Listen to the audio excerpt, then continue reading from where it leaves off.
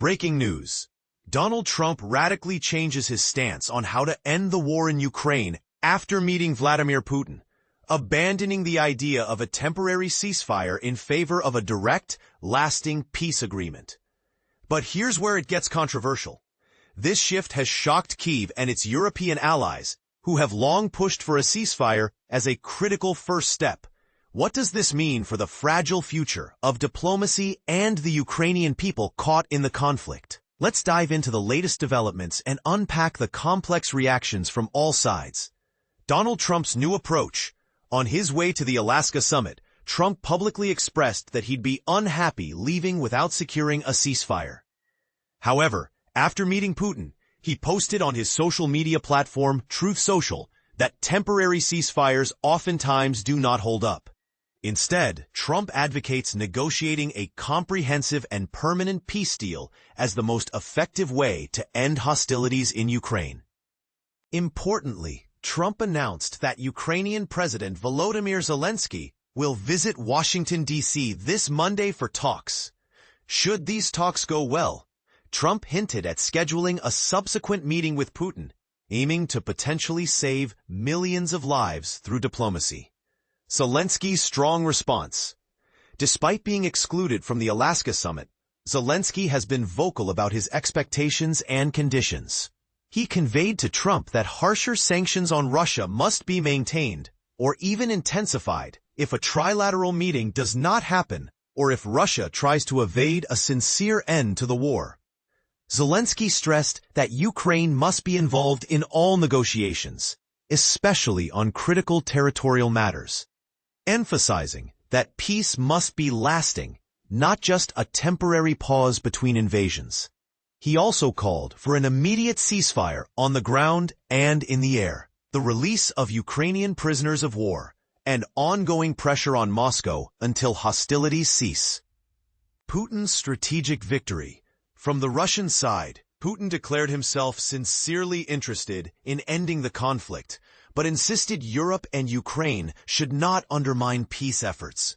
At the Alaska summit, which ended without any formal agreements or ceasefire, Putin enjoyed a highly symbolic and controversial welcome, including a red carpet and American soldiers literally kneeling to unroll it. Many in Kyiv felt crushed by these displays of deference toward Russia's leader, who remains responsible for millions of deaths. This spectacle overshadowed the lack of tangible progress and sent a strong message of Putin's restored prominence on the world stage. European leaders' position. 8 leading European politicians jointly stated their readiness to support a trilateral peace summit involving the U.S., Ukraine, and Russia. They broadly agree with Trump that future talks should include Ukraine's president. These leaders also underscored the importance of maintaining serious pressure on Russia, ensuring that any peace involves strong security guarantees for Ukraine, supported by both Europe and the U.S. However, Europe's commitment faces a critical test. Trump's decision to bypass an initial ceasefire, one of the bloc's primary demands, is a setback for Kyiv and European unity.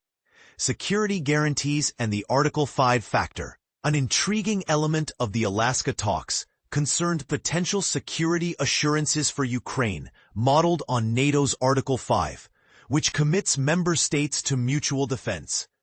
This idea, first proposed by Italy and raised by Trump, could mean that Ukraine's allies, including the U.S., would pledge to respond militarily if Russia attacks again, partially compensating for Ukraine's current lack of NATO membership.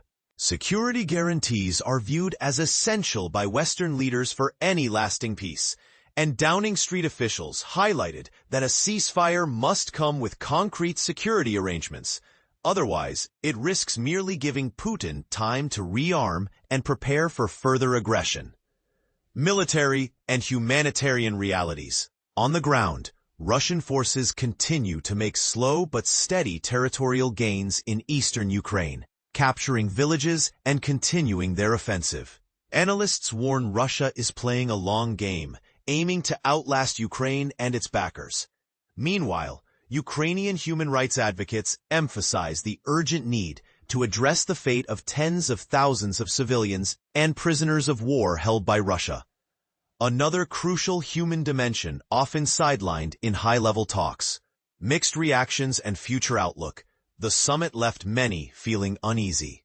While some optimistic voices hailed Trump's efforts as bringing the parties closer than ever to peace, there is widespread concern about excluding Ukraine from the initial meeting and the optics of lavish treatment for Putin. Critics argue this sidelining of Ukraine risks repeating dubious diplomatic history, reminiscent of past negotiations where key stakeholders were excluded. The real test is whether upcoming talks in Washington, including Zelensky's visit, can yield concrete steps toward an enforceable peace, or whether the conflict will continue to drag on, with devastating consequences. Question for you. Do you believe skipping a ceasefire and going straight to a peace agreement is a viable strategy, or does it risk prolonging the war? How should the international community balance symbolic gestures versus real progress? Share your thoughts below. This is a debate that's only beginning. As this story evolves, we will continue to bring you detailed updates and expert analysis on the geopolitical chess game shaping Ukraine's future.